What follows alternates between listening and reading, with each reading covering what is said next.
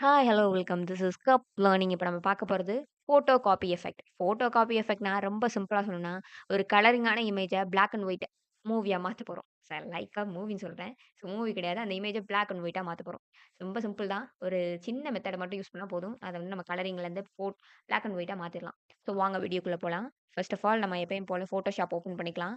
Photoshop open பண்ண பிறகு ஃபைல்ல போயிட்டு, நியூன்ற ஆப்ஷன கிளிக் பண்ணிட்டு, நம்மளுக்கு தேவையான விட்த் அண்ட் ஹைட் ஓகேவான்னு ஓகே குடுத்துரலாங்க. இப்ப நம்மளுக்கு வந்துருச்சு. முக்கியமானது தேவையானது இமேஜ் தானே! இமேஜ்ல போயிட்டு, ஃபைல்ல போயிட்டு, ஓப்பன்ற ஆப்ஷன கிளிக் பண்ணிட்டு, நம்மளுக்கு தேவையான இமேஜ் நம்ம எடுத்துக்கலாம். ஓகே. ரீசைஸ் பண்ணிட்டு, நம்ம என்ன பண்ண போறோம்னா, ஃபில்டர்ல போறோம்.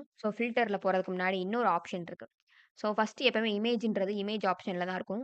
இமேஜ்ல போயிட்டு மோடுன்ற ஆப்ஷன் இருக்கும். அதில வந்து கிரே ஸ்கேல் அப்டின்ற ஆப்ஷன் இருக்குங்க. அத கிளிக் பண்ணா போதும். அது வந்து பிளாக் அண்ட் ஒயிட் ஆயிரும். இப்ப இது கிரீனா இருந்துச்சு.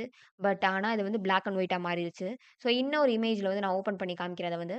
திரும்பியும் ஓப்பன் பண்ணிட்டு, இது வந்து நான் அந்த அருவி எடுத்துக்கிறேன். அது வந்து கொஞ்சம் நல்லாருக்கும். இந்த அருவி வந்து கொஞ்சம் கலரிங்கா இருக்கு. அந்த கலர் எடுத்துட்டு, திரும்பி இமேஜ் போயிட்டு, மோடு போயிட்டு, கிரே ஸ்கேல் தொடுறேன். அவ்வளதாங்க. அப்படியே பிளாக் அண்ட் ஒயிட்டா மாறிருச்சு. இதுதாங்க ஃபோட்டோ காப்பின்னு சொல்றது. Thank you.